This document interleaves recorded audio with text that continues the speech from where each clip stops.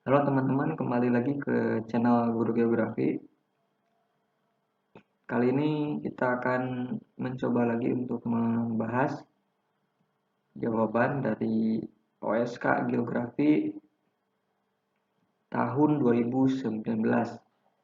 Ini kita akan coba bahas nomor 81 sampai 85 ya. Sebelumnya jangan lupa untuk subscribe channelnya dan share ke teman-teman lain ya. Informasi juga bahwa materi geografi, kemudian soal-soal itu sudah ditulis juga di blog saya di blog gurugeografi.id, silahkan dicek saja. Jadi kalau misalkan kamu gak ada kuota atau habis di handphone ya buat lihat YouTube, bisa dilihat di web saja di Guru Geografi. Sama aja isinya ya. Oke, kita coba langsung aja. Nomor 81. Ini terkait geografi pariwisata ya. Promosi pariwisata menjadi semakin mudah karena apa? Kecuali ya, ini kecuali nih. Apakah didukung oleh teknologi informasi atau pinpoint di Google Map? Semua orang punya ponsel pintar, startup dan aplikasi wisata, atau unggahan dan review melalui media sosial. Ditanya yang kecuali, jadi kegiatan kepariwisataan itu saat ini tuh makin mudah, didukung oleh berbagai macam hal. Kecuali mana? Cari di sini yang salah, yang salah itu yang ini nih.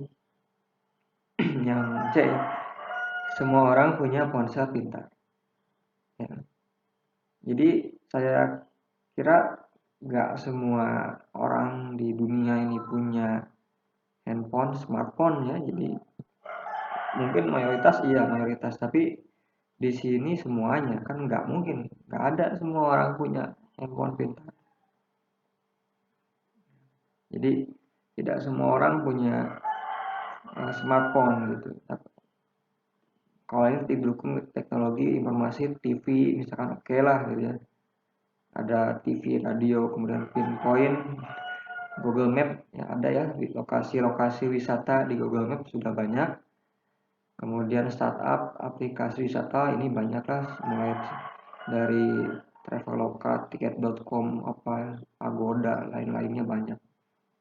Kemudian unggahan ini upload Instagramer gitu ya, YouTuber di medsos gitu ya, yang sering berkunjung gitu, kemudian mereview. Ini benar. Tapi kalau kalimat yang menyatakan semua orang punya ponsel pintar, smartphone, itu enggak ya. Oke, itu ya, jadi jawabannya ya C. Kemudian nomor 82, ada sebuah tabelnya. Perhatikan tabel berikut ini. Data kedatangan turis internasional dalam juta. Wilayahnya ada benua Eropa, Asia Pasifik, Amerika, Afrika, dan Timur Tengah dari tahun 90 sampai 2010. Pertanyaannya itu berdasarkan data di atas ini, wilayah manakah yang mengalami kenaikan jumlah wisatawan paling besar? Jadi di antara ke 5 wilayah ini, mana yang paling banyak kenaikannya? Caranya gimana? Caranya kamu tinggal menghitung selisih dari tahun terakhir ke tahun awal, ini progresnya. Jadi tahun awal ini ya jumlah wisatawan yang datang. Ini tahun akhir, kamu tinggal dikurangi aja, nanti ketemu selisihnya yang paling tinggi yang mana kenaikannya. Ternyata setelah dihitung, itu benua Eropa memiliki pertumbuhan tertinggi 215,1 juta. Jadi setelah dikurangi 476,6 dikurangi ini ya 261,5 juta, muncullah angka 215 juta sekian. Ya. Itu paling tinggi. Kamu kalau mau itu yang lain silakan aja, ini misalkan yang Asia Pasifik, Amerika, Afrika ya. Ini saya nggak dicantumkan di eh, sininya. Tapi yang jelas yang paling tinggi itu yang Eropa. Jadi ini kenaikannya ya Eropa yang paling besar. Gitu ya Son. Oke, gampang kan? Jadi kalau ada data ini kemampuan, salah satu kemampuan yang memang sering muncul di Olimpiade itu, jadi memahami, menginterpretasi, menganalisa sebuah data statistik. Jadi kamu jangan bingung seperti itu ya. Jadi berlatih aja gitu. Kemudian nomor 83.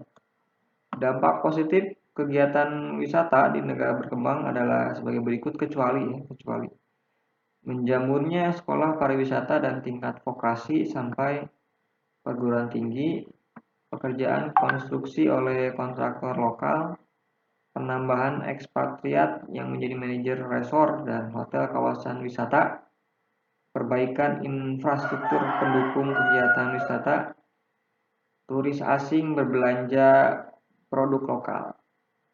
Ditanya yang kecuali, ya, yang kecuali yang mana? Yang C. Ekspatriat. Ekspatriat itu orang asing ya, orang asing datang ke Indonesia misalkan, terus dia jadi manajer hotel. Lah misalkan orang lokalnya terus kemana gitu kan. Jadi orang lokal itu terpinggirkan, cuman jadi pelayan kayak gitu ya, pegawai OB, cleaning service gitu ya, waiters.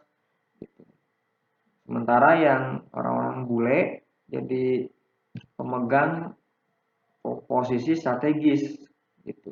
Itu yang merugikan gitu sebetulnya. Ya. Jadi ini dampak negatif. Harusnya orang kita, orang lokal yang jadi penguasa di negeri sendiri gitu. Kenapa harus mencari orang dari luar negeri, kan aneh gitu. Meskipun memang kebanyakan ya modal-modal hotel kita yang besar-besar ya, kayak JW Marriott gitu kan, Hilton itu ya dari luar negeri gitu ya. Makanya orang Indonesia itu ya perlu eh, meningkatkan investasi lokalnya ya, supaya jangan sampai kalah dengan negara lain, jadinya nanti kita dikuasai negara lain gitu kan. Jadi seperti itulah kegiatan pariwisata di negara berkembang. Jadi modalnya kebanyakan modal asing. Kalau modal asing datang biasanya sepaket gitu. Jadi kalau modal uang, aliran dana masuk itu sepaket dengan pekerjanya gitu. Nggak ada misalkan modal masuk cuma uang aja. Dia pasti kerjasamanya, MOU-nya itu dia pingin modal datang, kemudian ditambah juga pekerja dari negara asalnya juga dibawa ke sini. Ya, kamu sering lihat aja televisi kayak gitu kan. Pekerja Cina gitu ya, bangun apa tambang atau apa kayak jalan tol, kan pasti dia MOU-nya itu dengan pekerjanya. Gak mungkin cuman dia apa modalnya doang gitu ya. Ya, gak percaya lihat aja sendiri kan itu. Itulah kekejaman dari memang kerjasama investasi luar negeri itu kayak gitu. Jadi ke orang-orang lokal jadi terpinggirkan gitu ya. Nomor 84. Berikut ini adalah merupakan contoh kegiatan recreational tourism, adalah bernyanyi di karaoke, nonton Asian Games Palembang, pijat sauna, dharma wisata ke Jogja, ziarah petilasan Wali Songo. Nah ini kamu harus tahu istilah-istilahnya kalau ini ya. Ini saya dapat juga dari buku tourism. Jadi ternyata yang namanya recreational tourism itu pariwisata yang sifatnya berbasis kesehatan ya, tujuannya untuk biasanya penyembuhan penyakit lah apa gitu ya, kayak sumber mata air panas, mandi lumpur, dan pijat, spa, lain-lain gitu ya. Jadi ini contoh yang recreational itu adalah pijat dan sauna di spa. Jadi ini tujuannya untuk kesehatan gitu, menyehatkan badan, kulit, relaksasi gitu. Nanti kamu cari lagi deh misalkan istilah-istilah lainnya ya, ada turisme apa ya selain yang kesehatan, apakah turisme budaya atau apa, saya lupa ya, ada banyak. Kamu cari buku tentang geografi pariwisata gitu atau apa banyak. Jadi kalau yang dinamakan recuperational itu yang berkaitan dengan usaha-usaha di bidang kesehatan seperti itu.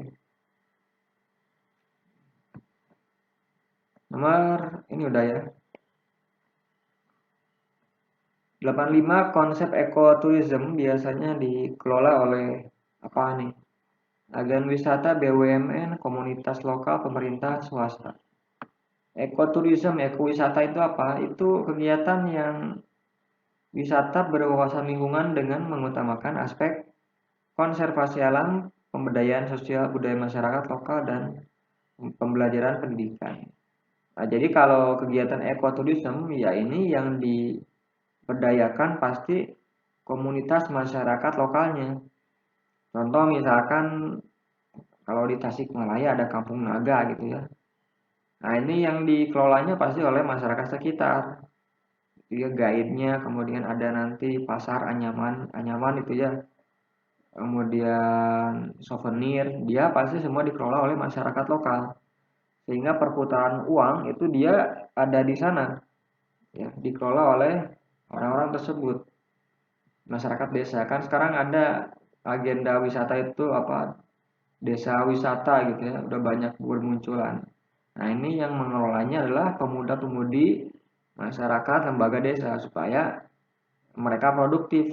Ketika ada pengunjung datang ke desa, maka mereka yang akan menjadi tour guide-nya, dan di sanalah perputaran uangnya bergerak gitu. Jadi kesejahteraan masyarakat desanya akan meningkat lambat laun gitu ya. Jadi ekoturism itu seperti itu ya, harus dikelola oleh masyarakat lokal karena yang mengetahui kebudayaan ya sosial masyarakatnya, karena bukan orang lain tapi masyarakat desa tersebut. Desa Baduy misalkan, suku Baduy ya, yang tahu tentang suku Baduy ya orang Baduynya sendiri, jadi yang mengelola pasti orang Baduy sendiri seperti itu ya. Jadi itu contoh pembahasan nomor 81 sampai 85 tentang kepariwisataan ya. Untuk kepariwisataan kamu silakan juga cari, nanti biasanya ada soal tentang lokasi-lokasi wisata dunia gitu ya, keajaiban, kemudian apalah banyak gitu ya. Kamu sering baca wawasan peta dunia, peta wisata aja gitu. Karena kita nggak tahu soalnya seperti apa yang lainnya gitu ya. Baik, terima kasih. Sekian dulu ya. Ini mohon maaf kalau ada salah, dikoreksi aja. Kalau masih belum paham, silakan diskusi dengan teman-teman lain. Atau baca materi di blog saya juga ya, di gurugeografi.id. Ini silakan cek materinya, silakan ya. Untuk bahan bacaan kalau di rumah gitu. Atau di channel Guru Geografi saya. Terima kasih. Assalamualaikum warahmatullahi wabarakatuh.